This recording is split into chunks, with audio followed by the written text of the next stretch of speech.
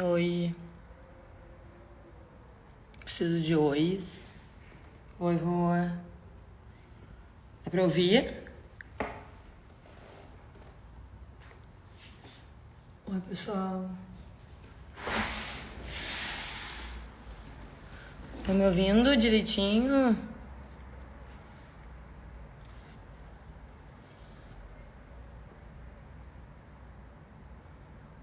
Tá, que bom. Oi, Rê. Oi, Patrícia. Eu vou esperar só mais um pouquinho. Que eu atrasei um pouquinho, né? Eu não conseguia me conectar na internet. Eu me mudei não faz muito tempo e a parte de internet aqui não tá ainda muito boa aqui na minha casa.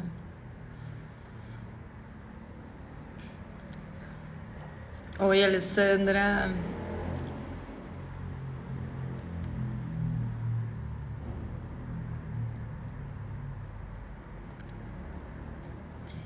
Ó, mais um pouquinho. Deixa eu chegar a 50 pessoas. Oi, Tamara. E a gente começa.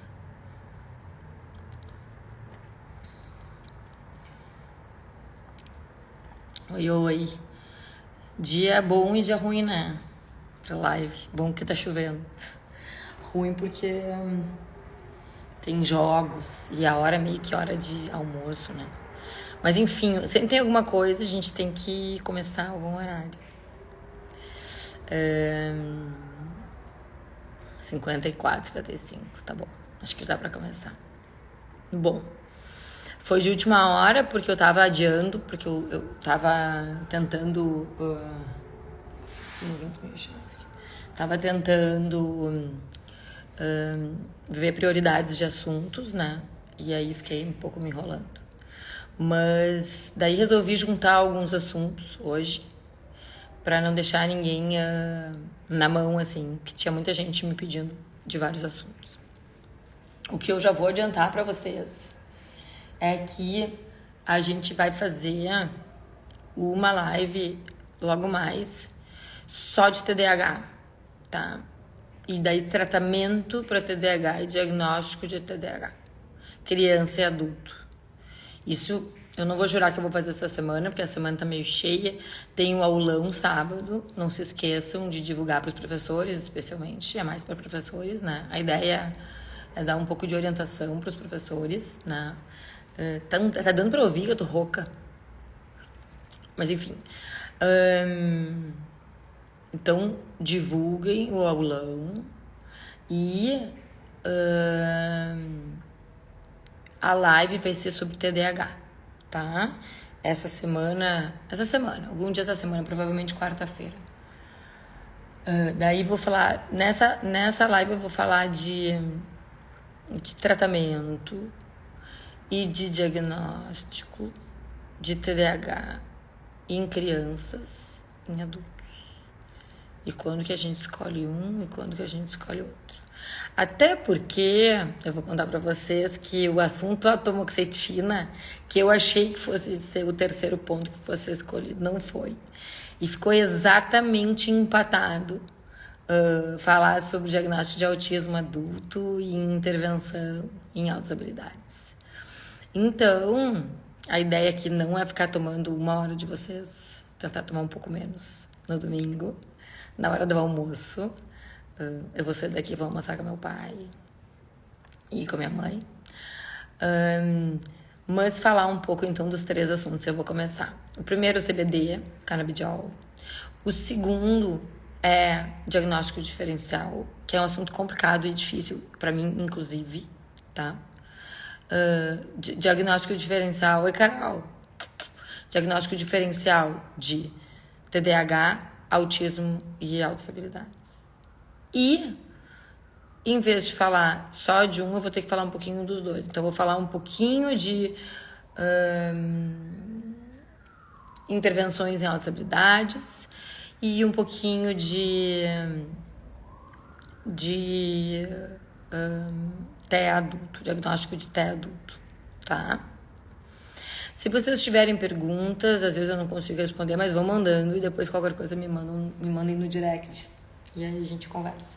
Bom, por que eu vou voltar a falar o canabidiol? O canabidiol, ele acaba surgindo em todas as conversas atualmente, né? Quando a gente fala especialmente de crianças e de questões comportamentais. E aqui estamos nós de novo falando sobre canabidiol. Por quê? Porque é o assunto do momento. E por que é o assunto do momento? Né? Tem outras medicações aí. Por que o canabidiol é o assunto do momento? Porque ele é natural, tá? E quando a gente fala em criança, e vocês que são pais sabem, tanto quanto eu, que quando a gente fala em criança, a gente tem muito receio de usar remédio, tá? Então, obviamente, tem pais desesperados que chegam querendo qualquer coisa para melhorar os filhos. Mas tem a maioria dos pais que não estão desesperados e que querem começar de uma forma lenta e gradual o tratamento dos seus filhos. E quando eu falo de filhos aqui, eu tô falando maioria das vezes das crianças atípicas, tá? Altas habilidades, TDAH e autismo. Quando os pacientes chegam no consultório e existe indicação de medicação, existe indicação de algo além da intervenção comportamental que já está acontecendo, porque eu nunca começo remédio, a não ser que seja um caso gravíssimo, numa primeira consulta, numa pessoa que não está sendo reabilitada, tá? Mas, às vezes, vem pacientes que já passaram por muitos médicos, vem pacientes que já usaram medicações, vem pacientes que já estão em reabilitação. E aí, o que eu faço primeiro? Organizo a reabilitação. Vejo se os profissionais são competentes, se a frequência das terapias está ok. E aí, quando a gente precisa entrar em remédio, entra o canabidiol, tá? Por que entra o canabidiol? Porque é o melhor de todos? Não. Não é por isso. É porque ele é natural. E essa que foi a polêmica da última live, que eu falei que era natural e que vieram, e que vieram várias pessoas depois dizendo, não é natural, nada é natural, né? É natural, tá? Obviamente, gente, quando a gente fala em canabidiol, eu falo dos canabidióis que eu uso, das marcas que eu conheço e que eu estudei. Eu não posso garantir que todos os canabidióis vendidos no mundo são naturais. Não sei o que as pessoas fazem, né? Então, a gente tem que ir atrás de uma marca que a gente confia, que a gente estudou, que a gente conhece as pessoas que lidam com essa marca, que a gente conhece os representantes, que a gente conhece a produção. E aí, sim, nesses casos eu posso garantir. E o principal motivo de falar de canabidiol hoje era isso, é explicar o como que é esse natural. Porque tem várias pessoas que ouvem falar, e daí tem gente que fala mal e fala, não, mas estão te enganando, porque canabidiol não é natural. Canabidiol tem medicação química, tem muita química envolvida. E eu vou explicar um pouco desse processo, tá? Então, a parte do canabidiol era esse o objetivo hoje, explicar um pouco desse processo de por que é natural, sim, tá? Então, assim, quando chega o paciente no consultório e ele tem a indicação de algo além da reabilitação, ou ele começa a reabilitação e volta porque ele não tá bem, ou porque não ficou bem, ou porque não melhorou o suficiente com a reabilitação, uma reabilitação boa, com pessoas competentes, uma frequência boa, o que a gente vai fazer? A gente vai pensar em quais os sintomas que não estão bons nessa criança. E aí, eu sempre, invariavelmente, começo pela dieta. Em famílias que gostam e acreditam em homeopatia, eu sugiro uma conversa com algum homeopata, tá?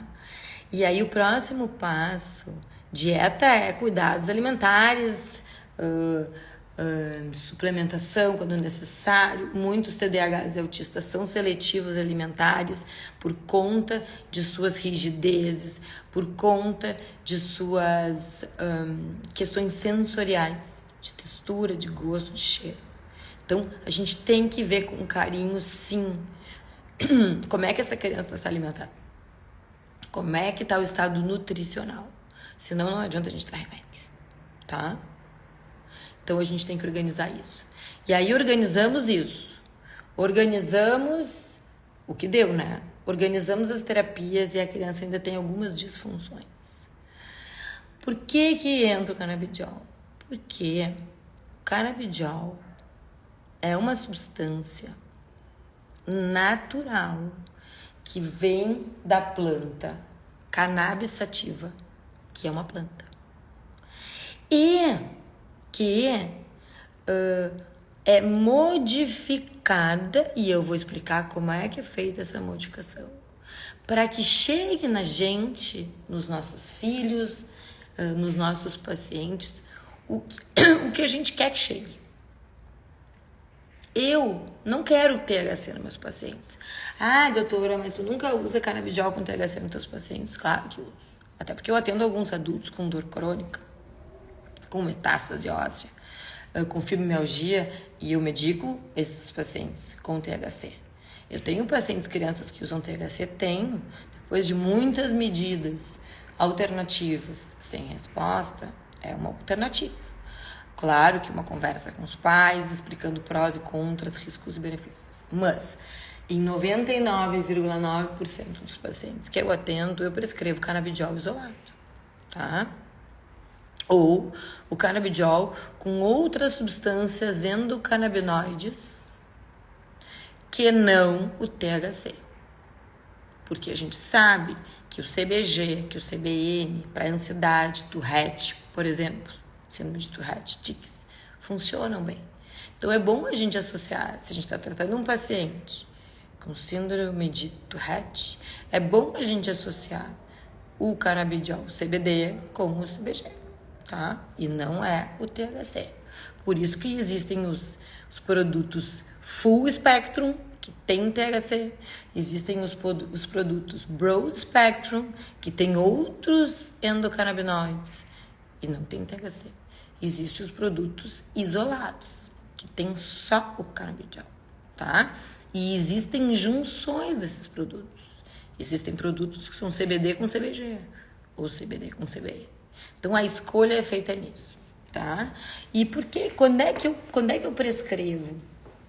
Na grande maioria das vezes, eu prescrevo para tratar qualquer um dos sintomas. Por quê?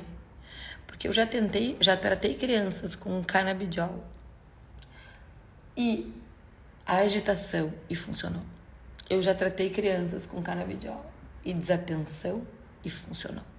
Eu já tratei crianças com canabidiol por irritabilidade e funcionou.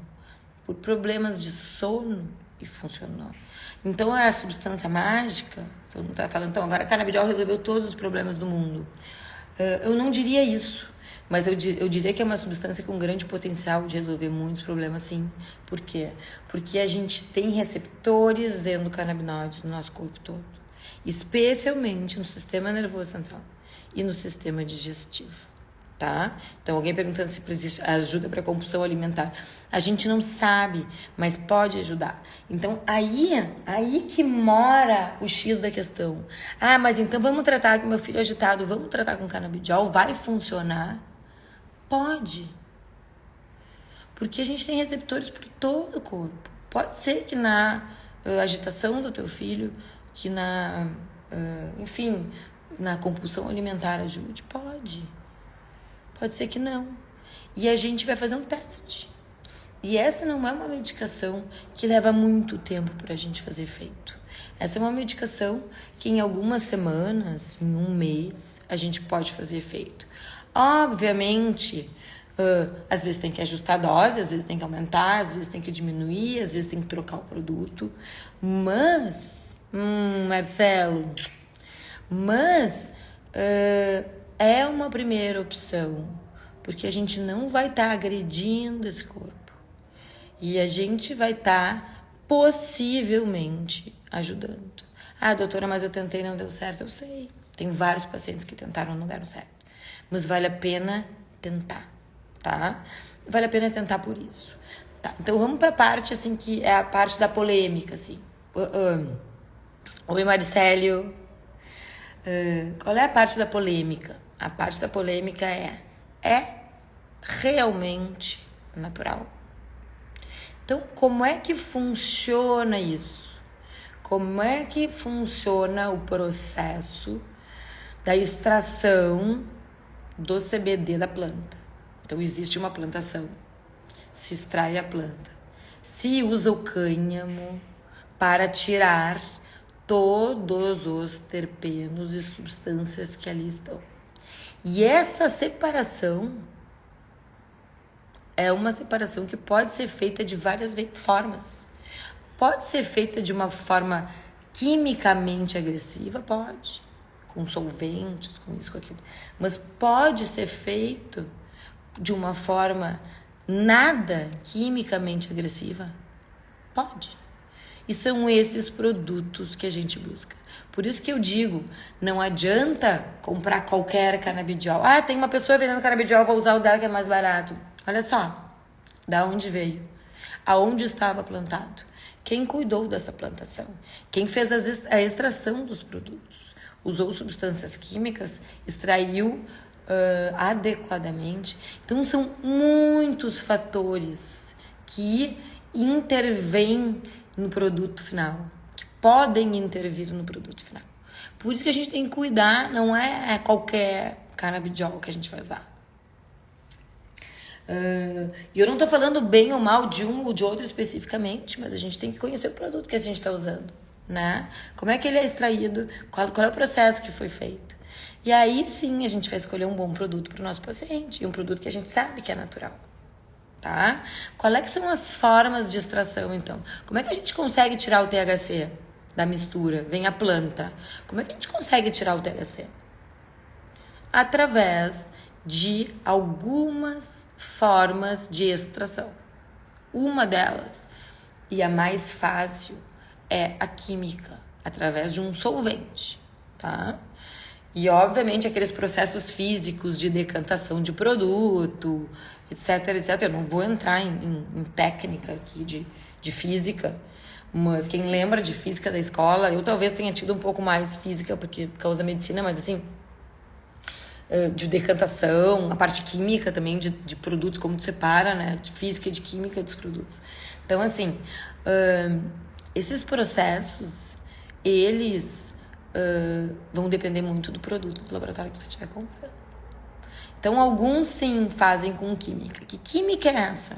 Na grande maioria das vezes, essa química para separar. Eu tô falando de uma forma extremamente leiga para que todo mundo consiga entender, que essa é uma preocupação. A química que se vai usar é o álcool, na maioria das vezes. Ah, então canabidiol tem álcool? Não, não é isso que eu estou falando. Quando o processo de separação dos produtos da planta, do cânhamo, é feito através de algo químico, que a gente chama de solvente, na grande maioria das vezes é o álcool, e podem ser outros sim. Então, o que significa?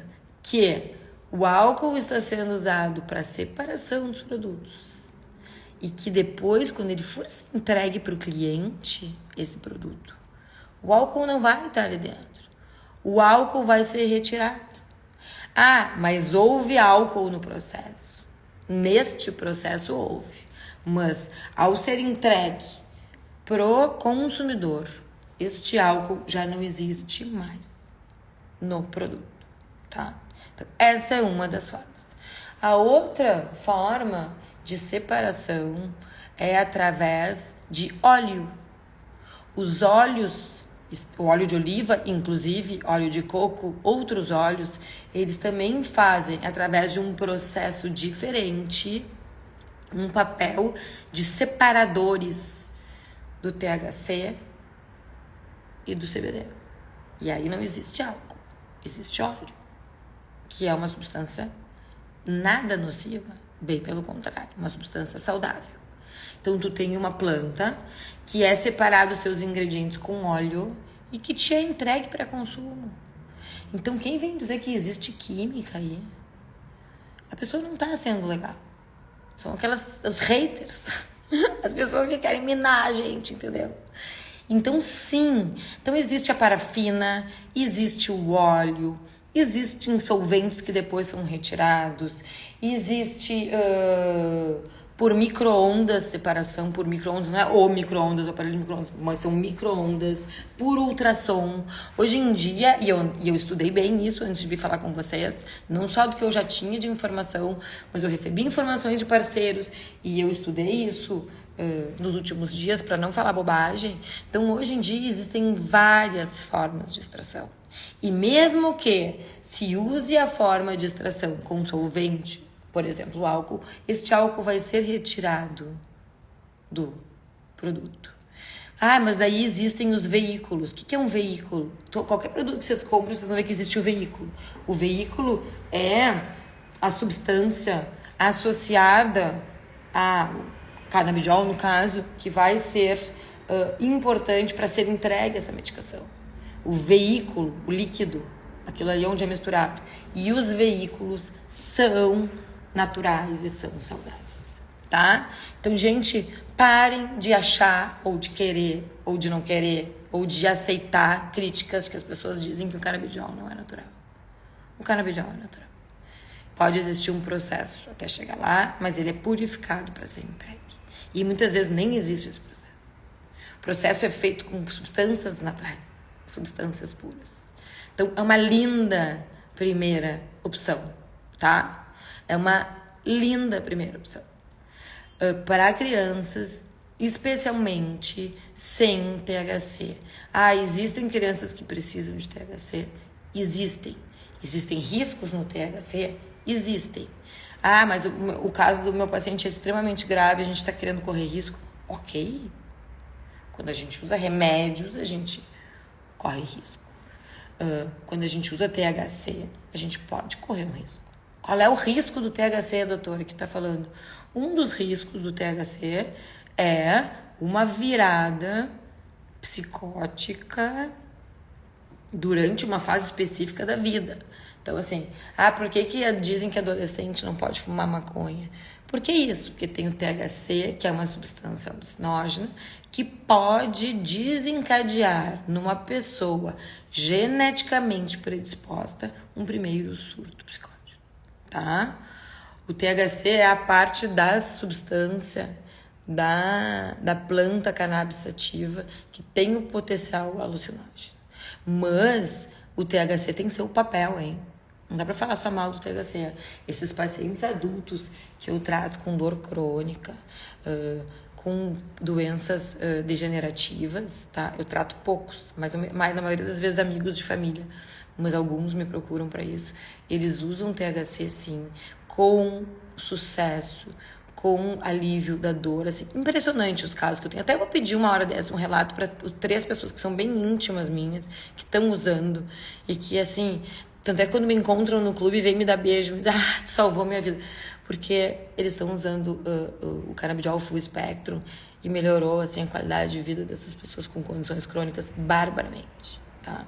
Bom, canabidiol, então, acho que era mais ou menos esse o assunto, tá?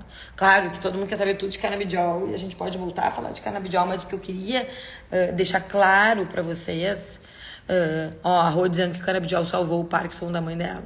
Tem um monte de gente com um monte de coisa, dor, então, fibromialgia. Tem uma paciente que tem metástase óssea, que vai ficar salva lá. Então, CBD. O da Easy Labs é um dos que eu uso, dos que eu mais gosto e que eu assino embaixo, tá? Não tem THC, tá? Esse que a gente usa para as crianças, prescrito aqui em Porto Alegre, não tem THC. Pode ir com toda a tranquilidade do mundo, tá? Para ansiedade, tem gente perguntando, para ansiedade a gente usa CBD isolado, tenta não usar THC, mas usa CBN às vezes associado, né? Antes de encerrar esse assunto, tá? Antes de encerrar esse assunto e ir para os outros, até porque eu nem sei se eu vou dar conta de todos os assuntos que eu me programei para falar, que já são 2h30. Mas de qualquer forma, antes de encerrar esse assunto, eu quero que vocês entendam, assim, que as pessoas dizem, não tem evidência científica. Não tem evidência científica de não sei o quê. Gente, em primeiro lugar, assim, O que é de evidência científica? O que é para vocês evidência científica? O que é para a comunidade médica evidência científica? O que é para a comunidade biomédica evidência científica? Tem que ser um trabalho, uma meta-análise duplo cego, com no mínimo tantos participantes, parará. E isso é o que a gente tem de mais top de evidência científica. Mas existem trabalhos menores e trabalhos em andamento que já nos mostram resultados. E sim, dá para se dizer que já existe evidência científica, não a ponto dessas medicações, do canabidiol, por exemplo, ser liberado para autismo ainda pelo FDA. Não, porque os estudos estão rolando, mas já é liberado para dor crônica, já é liberado para fibromialgia, já é liberado para esclerose múltipla, né? Então, para epilepsias graves. E foi aí que a gente começou a usar a CBD, que eu trabalhava antes com pacientes com epilepsias refratárias, quando eu trabalhava na PUC. A gente trabalhava no programa de cirurgia da epilepsia da PUC, só pegava pacientes graves. E aí, a gente começou a usar canabidiol lá. E aí que a experiência começou, e aí muitos estudos da epilepsia nos servem. Efeitos colaterais, vantagens e desvantagens, ganhos, né? E esses estudos ajudam. Bom, canabidiol é isso. Depois CBD, canabidiol e CBD, isso aí, tá? Depois perguntas podem fazer direct e volta e meia vai ter live de canabidiol. Mas eu queria que vocês entendessem isso. Não é para um sintoma único e é natural, tá? Os chatos param de incomodar, os haters param de querer queimar o canabidiol. Bom, muita coisa de indústria farmacêutica a gente acha sempre, né? Que tá saindo um produto super legal no mercado, os concorrentes querem queimar, né? Eu não gosto nem de falar desse assunto, porque eu acho um assunto bizarro, esses da indústria farmacêutica, a possibilidade da indústria farmacêutica facilitar ou dificultar que os pacientes tenham acesso, né, à medicação. Bom, segundo assunto, diagnósticos diferenciais. Débora, a melhor marca, eu não posso te dizer, tá? Eu não acho nem legal eu te dizer. Quem me conhece sabe que eu uso muito uma marca especificamente, tá? Mas uso com muita confiança, além dessa marca que eu mais uso, outras 3 marcas. Enfim, depois tu me pergunta no direct e a gente conversa sobre marcas. Vamos falar um pouco então de diagnóstico diferencial. O que acontece? TDAH, transtorno de déficit de atenção e hiperatividade. TDAH. TEA, transtorno do espectro autismo. E AHSD, que é altas habilidades, superdotação, são condições de desenvolvimento atípico, de neurodivergência. São termos que estão super na moda, as pessoas estão usando, e vocês têm que entender o que é isso. O neurodesenvolvimento típico, o neurodesenvolvimento é o desenvolvimento das funções neurológicas, que a gente avalia como? A gente avalia através das habilidades motoras grossas, das habilidades motoras finas, das habilidades sociais, pessoais e de comunicação, e das habilidades sensoriais. Hoje em dia, essas são as formas principais da gente avaliar o desenvolvimento, tá? De uma criança. Então, quando uma criança está se desenvolvendo e os marcos do desenvolvimento, em qualquer uma dessas áreas que eu coloquei, eles têm algum desvio, não significa que tá certo ou que tá errado, ou que é doente ou que não é doente. Mas, se tem algum desvio, isso é considerado uma neurodivergência. Claro que se esse desvio se mantém. Teve um desvio, morreu, o avô morreu, a criança ficou se desregulada, começou a andar na ponta do pé, o avô resolveu o luto, voltou tudo normal. A gente não vai dizer que essa criança é autista, entendeu? Óbvio, eu não vou entrar em critérios diagnósticos aqui, tá? Mas, assim, os desvios, quando existe desvio do desenvolvimento, que a gente chama de atipia, tá? Que são os transtornos atípicos do desenvolvimento. Ou as neurodivergências. Eu vou falar delas na infância. Virou água. Eu vou falar delas na infância.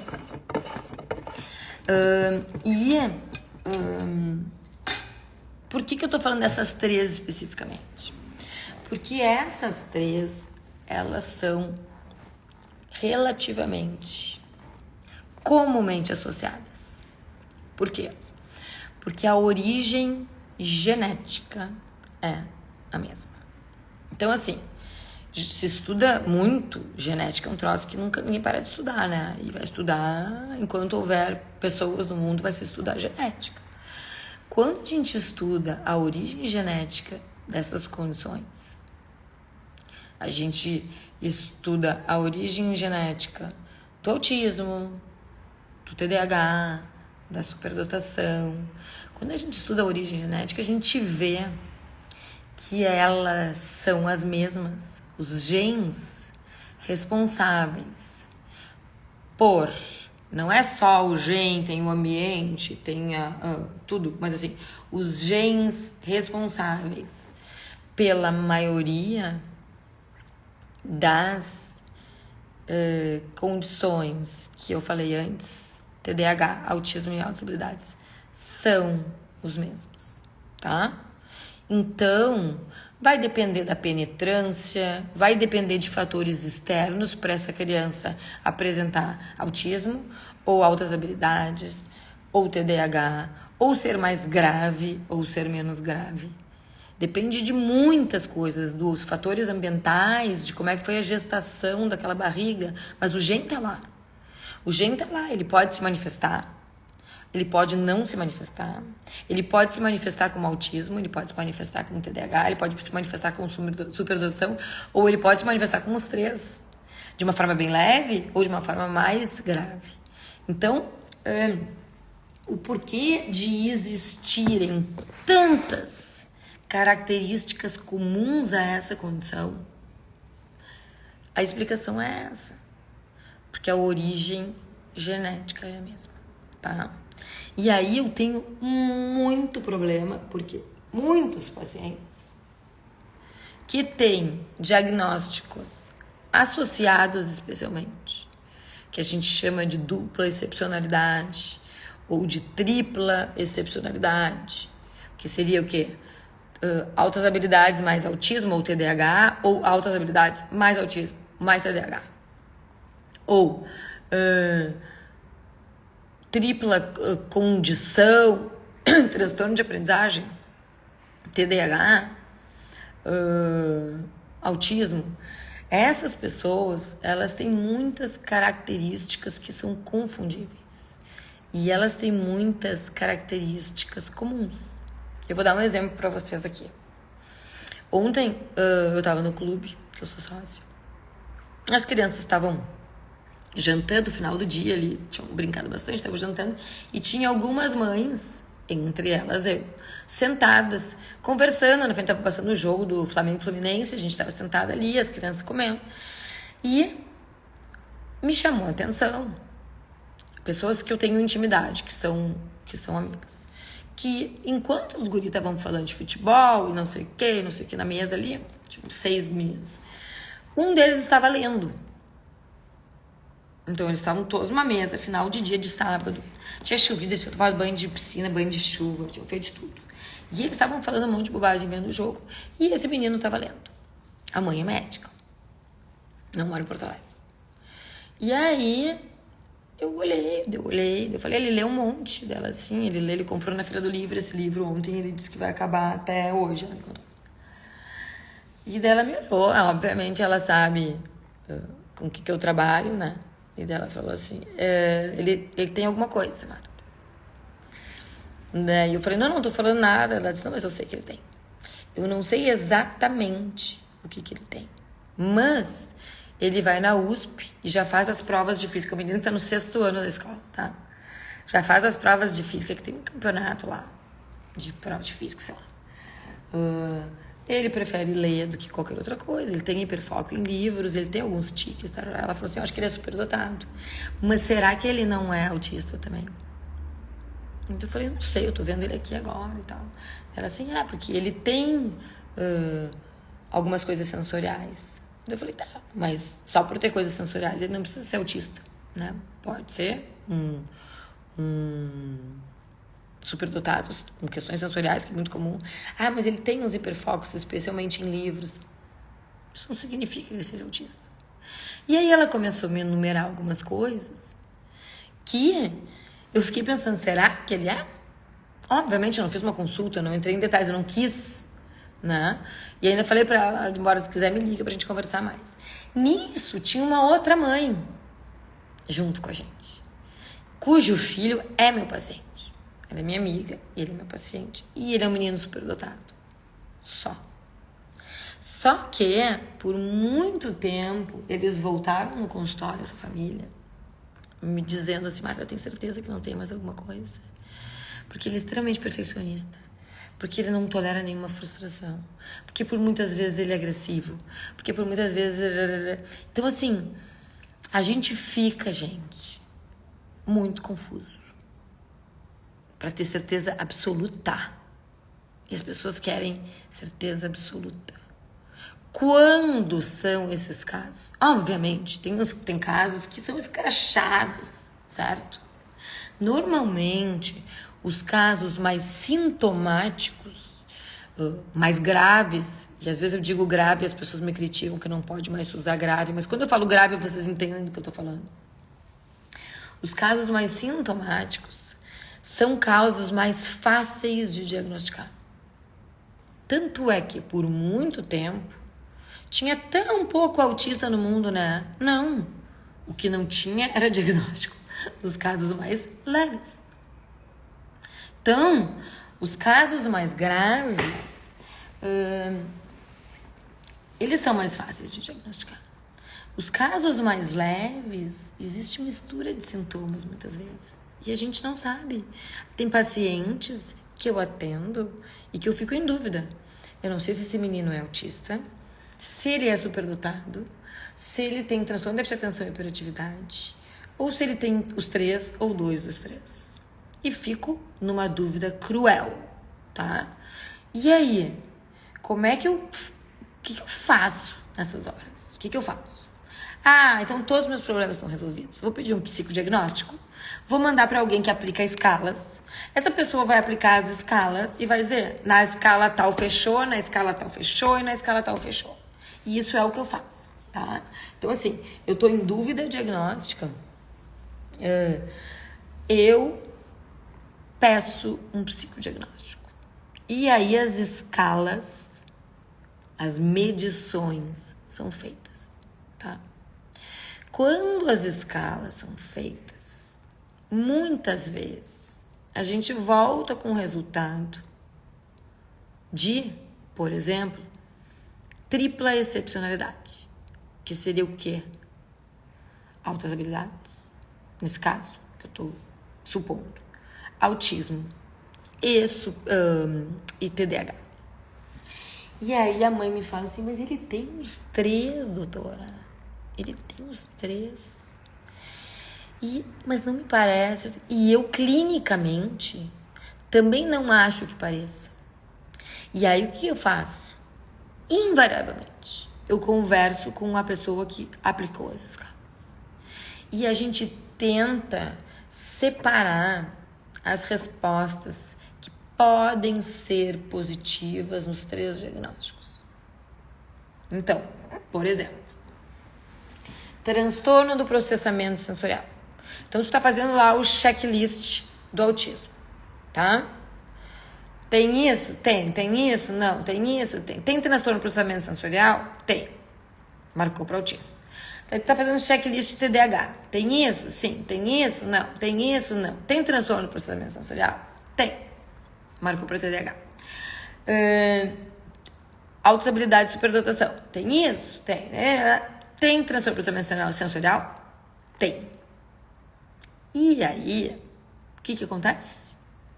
Ela pontuou, esta pessoa pontuou para TDAH, pontuou para autismo e pontuou para superdotação.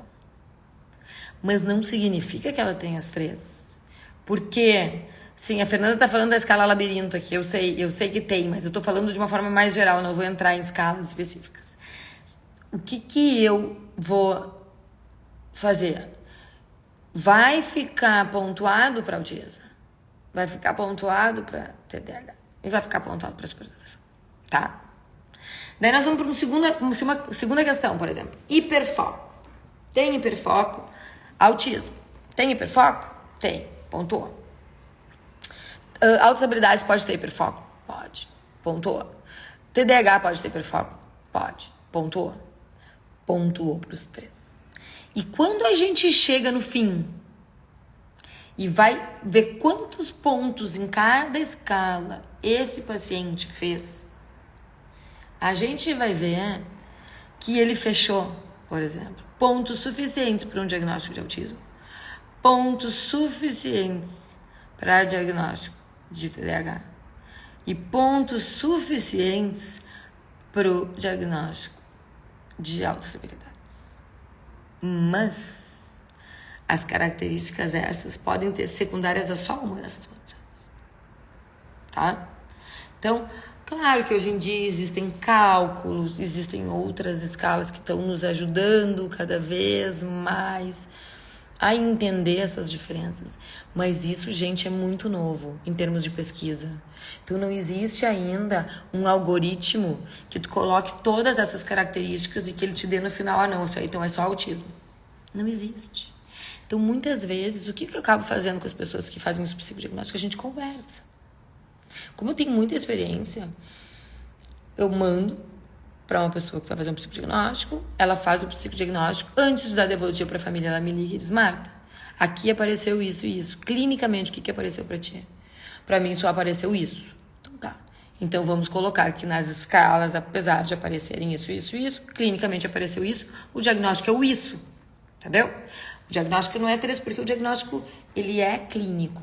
Ele tem que ser clínico também. Tá? Então, essa conversa entre os profissionais, isso precisa existir. O nosso trabalho vai muito além de atender uma criança no consultório, dar um diagnóstico e passar uma medicação. A gente tem que conversar com a escola, tem que conversar com a família, tem que tentar entender o que está acontecendo, né? O que tu notou na tua avaliação? O que eu notei na minha avaliação? Tem coisas que só aparecem. Eu vejo menos os pacientes. Eu preciso dos relatórios das equipes para entender o que está acontecendo. Às vezes, numa reabilitação, eles cumprem tudo que tem que fazer, nas outras eles não fazem nada. Então, tudo isso, tá? Então, os diagnósticos diferenciais, eles são difíceis.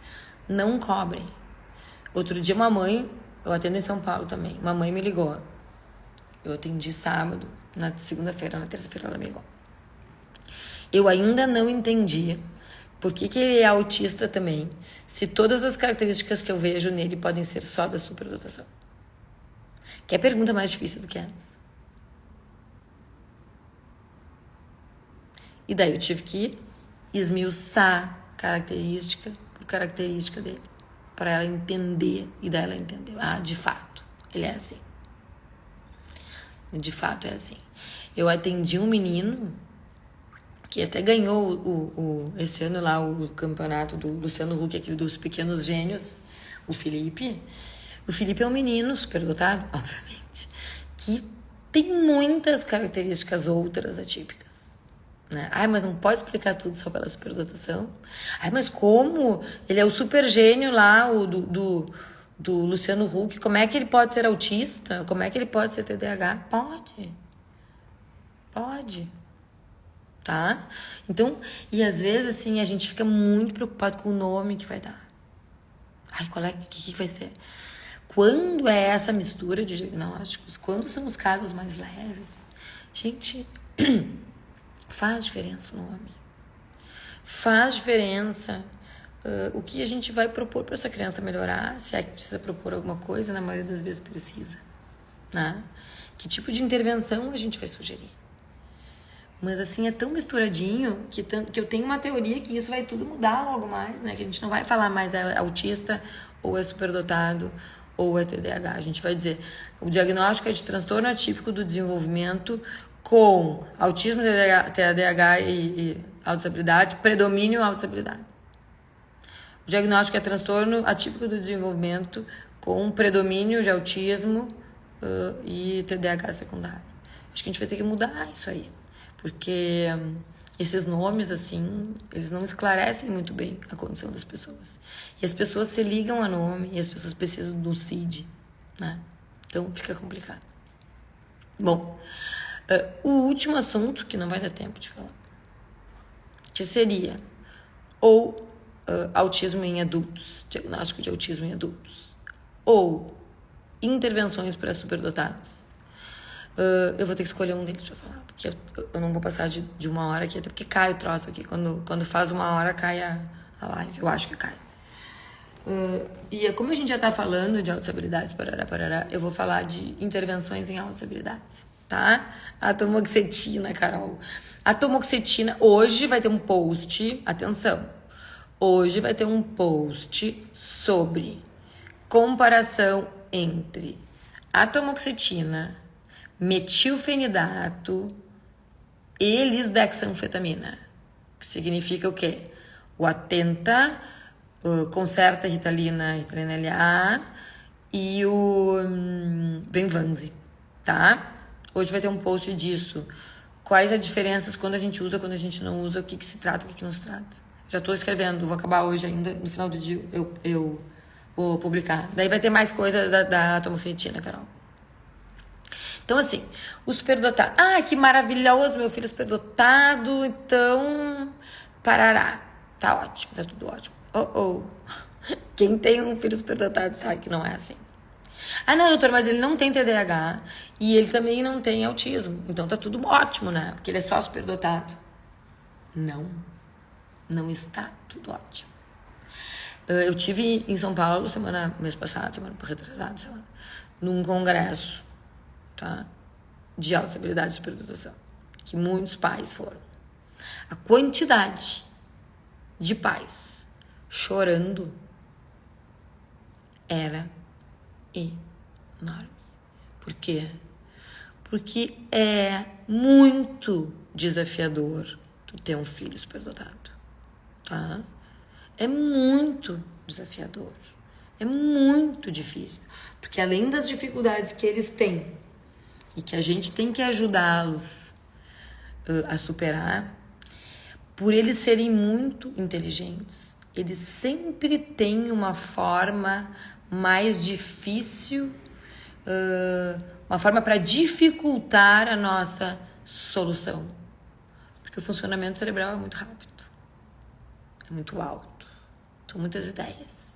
E daí tu vem com uma alternativa e já tem 2 outras mais interessantes. Então, é tudo muito difícil. Essa semana eu atendi uma mãe desesperada, com um filho. Esse menino, tudo bem, ele tinha TOD também, o transtorno opositor desafiante, tá? Mas assim, um superdotadão, assim, que ela falou assim, Marta, eu não sei mais o que fazer.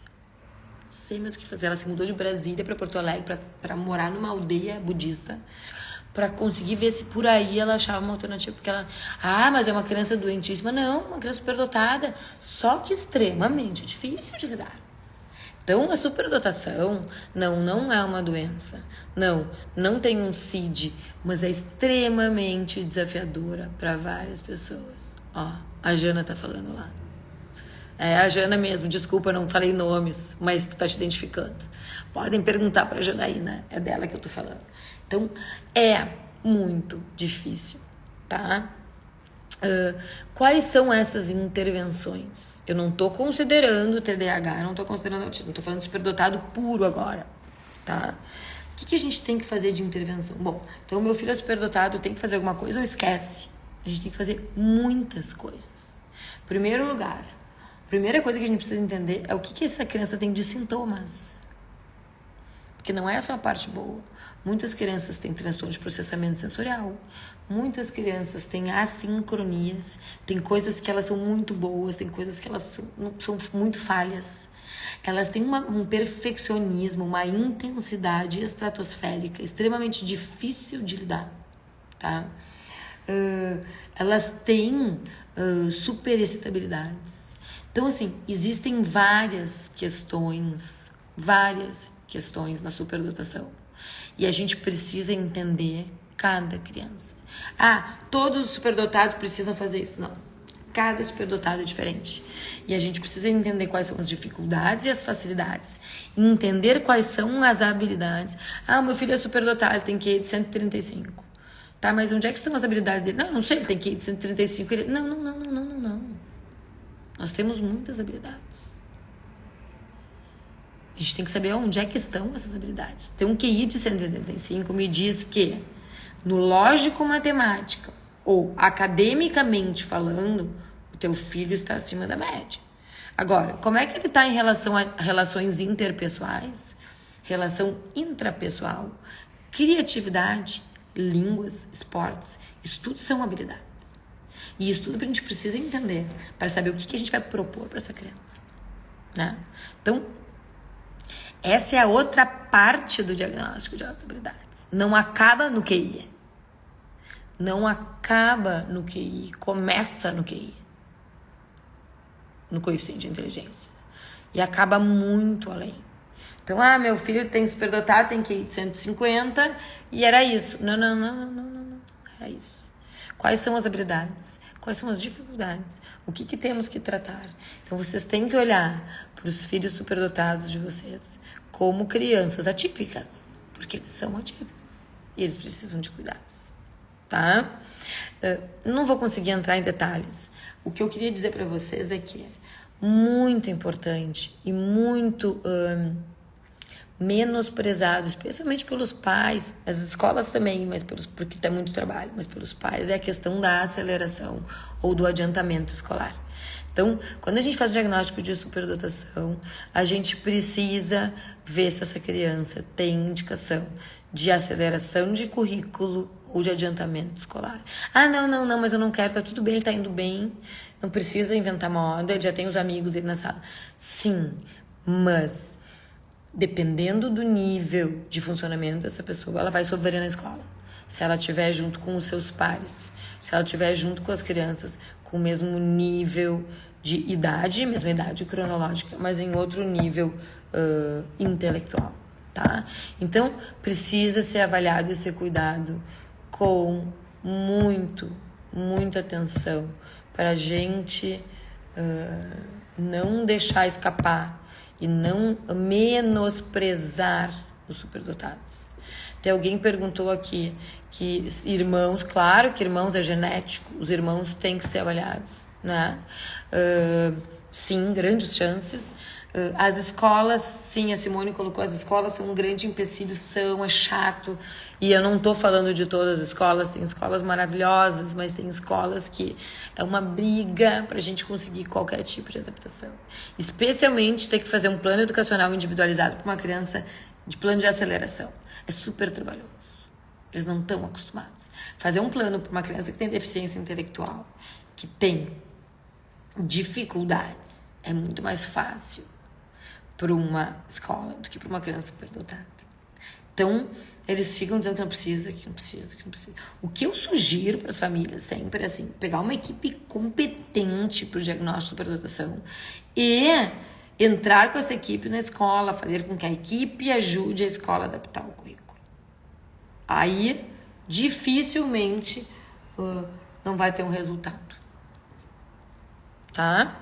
Gente, 13h01, eu vou almoçar lá com a família, acabar meu chimarrão. Hoje tem jogo. Então, dei uma pausada, não fui eu que fui embora, dei uma pausada. Hoje tem jogo de futebol, hoje é domingo. E hoje vai ter post das medicações para TDAH, tá? Tem uma olhada depois, a live vai ficar gravada. E qualquer dúvida que eu não tenha conseguido resolver, me mandem no direct e aí eu converso com vocês, tá? Vamos ver se essa quarta a gente segue com algum assunto bacana aí. Vou fazer uma enquetezinha de assuntos. Tá? Pessoal, bom domingo. Beijos mil.